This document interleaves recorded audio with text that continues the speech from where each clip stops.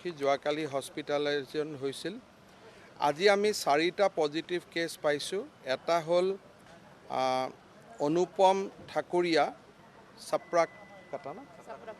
চাপ্ৰাকাটা অনুপম ঠাকুৰীয়া তেখেত চাপ্ৰাকাটা, দীপক মল্লিক তেখেত আমাৰ আমগুৰি পাৰ্ট 2, ববিতা বাজপুৰ বঙাইগাঁও শ্বহীদ বেদী আৰু মীনা বিশ্বকৰ্মা ৰেলৱে কলনী বঙাইগাঁও। এতিয়া 3টা কেছ আমি বঙাইগাঁও নগৰৰ পৰা পাইছোঁ, টাউনৰ পৰা পাইছোঁ। গতিকে 3টা কেছৰ 3 কিলোমিটাৰ ৰেডিয়াছত DCয়ে কণ্টেইনমেণ্ট জোন ডিক্লেয়াৰ কৰিব আৰু বঙাইগাঁও জিলাখনো আমি ৰেড জোন হিচাপে ডিক্লেয়াৰ কৰাৰ বাবে সিদ্ধান্ত লৈছোঁ, কাৰণ ইয়াত 5টা কেছ আমি এতিয়ালৈকে কণ্টিনিউৱাছলি আমি পাইছোঁ। বঙাইগাঁও ৰাইজৰ সহযোগিতা লাগিব, কাৰণ এই গোটেই 4টা কেছৰ কোনো কণ্টেক্ট হিষ্ট্ৰী নাই। এওঁলোক কোনো পজিটিভ কেছৰ লগত সম্পৰ্ক নাছিলে। সাধাৰণ জ্বৰ হোৱাৰ কাৰণে সন্দেহবশতহে আমি চেম্পলবিলাক পঠাইছিলোঁ। যিহেতু অসমত এইটো প্ৰথম ঘটনা হ'ল যে জনা কণ্টেক্ট হিষ্ট্ৰী নথকা, অৰ্থাৎ অমুকৰ হৈছিল, অমুকৰ পৰা অমুকলৈকে হৈছে, তেনেকুৱা এইটোত ঘটনা নহয়। এই 4গৰাকীয়ে ক'ৰ পৰা পালে এইটো বিশদ এটা অনুসন্ধান কৰিব লাগিব। অকণমান ববিতা বাজপুৰৰ ক্ষেত্ৰত অলপ ধৰিব পৰা যায় যে ঠিক আছে, জামালুদ্দিনো হস্পিটেলত আহিছিল, এখেতো হস্পিটেল কলনীত থাকে, কিন্তু তেনেকৈ দূৰক লৈ যদি ভবা যায়ো, বাকী 3জনৰ ক্ষেত্ৰত ভবাৰ কোনো আমাৰ হাতত তথ্য আজিলৈকে নাই। সেইকাৰণে বঙাইগাঁও ৰাইজ সাৱধান হৈ থাকিব লাগিব। আৰু 4টা কেছ কমিউনিটিৰ পৰা পোৱাটো, তাক আমি কমিউনিটি ট্ৰেন্সমিশ্যন বুলি ক'ব নোৱাৰোঁ, কিন্তু কণ্টেক্ট হিষ্ট্ৰী নথকা 4টা কেছ পোৱাটো এটা অসমৰ ভিতৰতে প্ৰথম ঘটনা হৈছে। এতিয়া আমি লাহে লাহে অহাকালিৰ ভিতৰত আমি গম পাম যে এওঁলোকে কাৰোবাক লগ পাইছিল নেকি, বা কোনোবা বাহিৰৰ পৰা অহা মানুহৰ লগত এওঁলোকৰ সংস্পৰ্শ হৈছিল নেকি। এই কথাবোৰ আমি লাহে লাহে জানিব পাৰিম, কিন্তু আজিৰ মুহূৰ্তত বঙাইগাঁও ৰাইজে অত্যন্ত সাৱধানতাৰে থকাটো প্ৰয়োজন। আমাৰ মন্ত্ৰী ফণীভূষণ চৌধুৰী ডাঙৰীয়া, মই, চন্দন ব্ৰহ্ম, পীযুষ হাজৰিকা, আমি সকলো বহি জিলা উপায়ুক্তক যিখিনি পৰামৰ্শ দিব লাগে আমি দিছোঁ। আৰু গোটেইকেইগৰাকী পেচেণ্ট আমি এতিয়া গুৱাহাটীত মহেন্দ্ৰ মোহন চৌধুৰী হস্পিটেললৈকে লৈ যাম। বঙাইগাঁও হস্পিটেলত কোনো পজিটিভ কেছ নাথাকে, গোটেইখিনি কেছ আমি গুৱাহাটীলৈকে লৈ যাম। আপোনালোকৰ যদি কিবা ক'বলগীয়া আছে ক'ব পাৰে।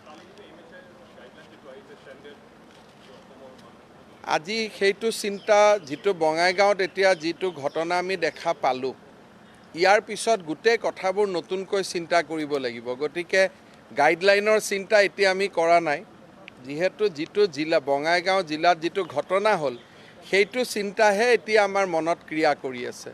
কাৰণ এইটো আজি প্ৰথমবাৰৰ বাবে আমি অসমত এনেকৈ ধৰণে ঘটনা পাইছোঁ।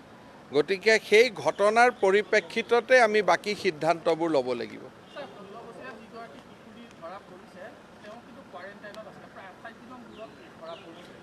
এইমাত্ৰ মই এনে ব্যক্তিগত কথা ক'ব নালাগে, তথাপিতো এই মুহূৰ্তত মই লণ্ডনত কথা পাতিছিলোঁ মোৰ ডাঙৰ দাদাৰ লগত।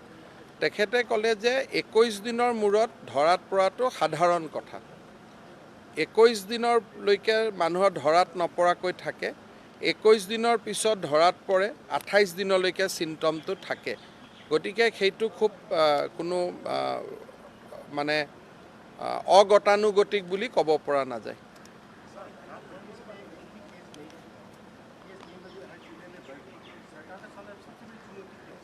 देखिए, केस तो बढ़ेगा जब तक वैक्सीन और मेडिसिन नहीं होगा, केस तो बढ़ेगा और हम लोग तैयार है कि केस तो बढ़ने वाला है और केस बढ़ेगा।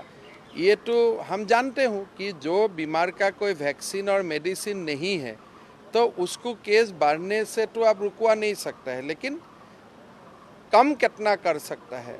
अभी असम में आज ये सार भी पकड़िए तो 11 केस ही होगा एक्टिव केस।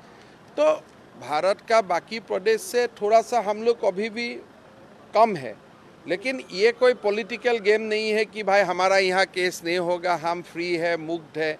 ये वो नहीं है। जब तक वैक्सीन और मेडिसिन नहीं निकालेगा तब तक हम एक नोटिस में रहना ही पड़ेगा। उसमें कोई पॉलिटिकल अखाड़ा नहीं है कि हम इतना कर देगा, हम इतना कर देगा, वो तो ऊपर वाला का बात है। मैं तो ये बोलता हूँ कि बंगाईगांव का लोगों को भी डरना चाहिए थोड़ा, और जितना डरा हुआ है थोड़ा उनसे भी और थोड़ा डरना चाहिए। इसलिए सिटी टाउन में सार केस मिलना और जिसका कोई कॉन्ट्रैक्ट हिस्ट्री नहीं है वो इजी बात नहीं है। सो डर के डिस्ट्रिक्ट एडमिनिस्ट्रेशन को भी मदद करना चाहिए। अगर डिस्ट्रिक्ट एडमिनिस्ट्रेशन बोलेगा कि घर से बाहर मत निकालिए, नहीं निकालना चाहिए। अगर डिस्ट्रिक्ट एडमिनिस्ट्रेशन बोलेगा कि जर्नलिस्ट थोड़ा गैप हो जाइए, गैप होना चाहिए। तो अभी आप लोग को कोऑपरेट करना पड़ेगा कि इसलिए बंगाईगांव का माहौल ठीक हमारा हिसाब से बिगड़ा हुआ है, इसको ठीक करना पड़ेगा। और कल हम ये चारिटा जगार पर 5टा आफिया खातुनके धरी 5टा जगार पर अहाकाले आमी 25टा सैम्पल लम, जाते आरु कारोबार घरत आछे नेকি रैंडम बेसिसत आमी सैम्पल लम, आमी टेस्ट करिम और जिमानखिनि करिब पारो आमी करिम। किन्तु बंगाईगांव नगৰৰ राइजे जिला प्रशासनक जाते 100% सहयोगिता करे तार बारे मैं आवेदन करिम। নাই এইটোতো জ্বৰ হোৱা ঘৰত থকা কেছ, সাধাৰণ এই কোনো লিংক নাই, কোনো কথা নাই। এতিয়াতো 4জনক গুৱাহাটী লৈ যাম, 4জনৰ যি সম্পৰ্কীয় মানুহ তেওঁলোকক আমি কোৱাৰেণ্টাইনত লৈ যাম। আমি কাক কোৱাৰেণ্টাইন কৰোঁ? কাৰোবাৰ ট্ৰেভেল হিষ্ট্ৰী থাকিলেহে। এওঁলোকৰ একো কথা নাই, এওঁলোকৰতো মানে সাধাৰণ মানুহ। গতিকে কোনোবা যদি ৰেলৱে কলনীত থকা মানুহৰ লগত কোনোবা ৰেলত কোনোবা মুছাফিৰ আহিছিল, সম্পৰ্ক হৈছিল, বা কাৰোবাৰ হাজবেণ্ড ক'ৰবাত কাম কৰে, কাৰোবাক লগ পাইছিল, এই কথাবোৰতো আমি পিছত জানিব পাৰিম। এতিয়া সাধাৰণ জ্বৰ হোৱাৰ কাৰণে সন্দেহবশতঃ আমি ৰেলৰ পৰা চেম্পল কেইটা পঠাইছিলে, আমি টেষ্ট কৰোঁতে পজিটিভ পাই গ'লোঁ। এজটো যদি আপোনালোকক ক'ব লাগে তেতিয়াহ'লে মই এজটো কৈ দিছোঁ,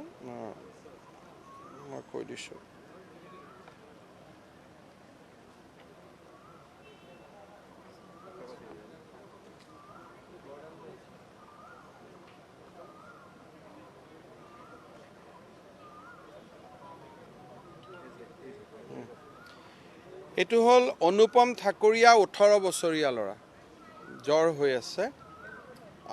ববিতা বাজপৰ 29 বছৰৰ মহিলা, দীপক মল্লিক 32 বছৰৰ পুৰুষ আৰু মীনা বিশ্বকৰ্মা 60 বছৰৰ মহিলা। আৰু গোটেই 4গৰাকীৰ জ্বৰ হৈ আছে। মই আৰু এবাৰ এড্ৰেছকেইটা দি দিছোঁ। অনুপম ঠাকুৰীয়া চাপৰাকাটা, ববিতা বাজপৰ শ্বহীদ বেদী, দীপক মল্লিক আমগুৰি পাৰ্ট 2 আৰু মীনা বিশ্বকৰ্মা ৰেলৱে কলনী। হ'ব, আপোনালোকো সাৱধানে থাকিব দেই, মই অনুৰোধ কৰিছোঁ।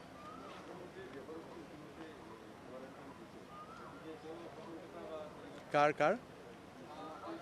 মুখ্যমন্ত্ৰী ডাঙৰীয়াৰ যিগৰাকী দেহৰক্ষী কোৱাৰেণ্টাইন হোৱা বুলি কৈছিলে, তেওঁ ৰাতিপুৱা এক্সাৰচাইজো কৰিছে, দৌৰি আছে। যোৱাকালি অকস্মাতে অকণমান গাটো বেয়া লাগিছিলে, তাত কোনো ধৰণৰ চিন্তা কৰিবলগীয়া কথা নাই। আৰু তেওঁ ৰাতিপুৱা এক্সাৰচাইজো কৰিছে, ৰাতিপুৱা খেলিছেও। যোৱাকালি অলপ গাটো বেয়া হোৱাৰ কাৰণে সাৱধানতা বশতহে তেওঁক আমি কোৱাৰেণ্টাইন কৰিছিলোঁ যে তুমি ৰেষ্ট লোৱা, কিন্তু ৰাতিপুৱা তেওঁ খেলা ধূলা চব কৰিছে।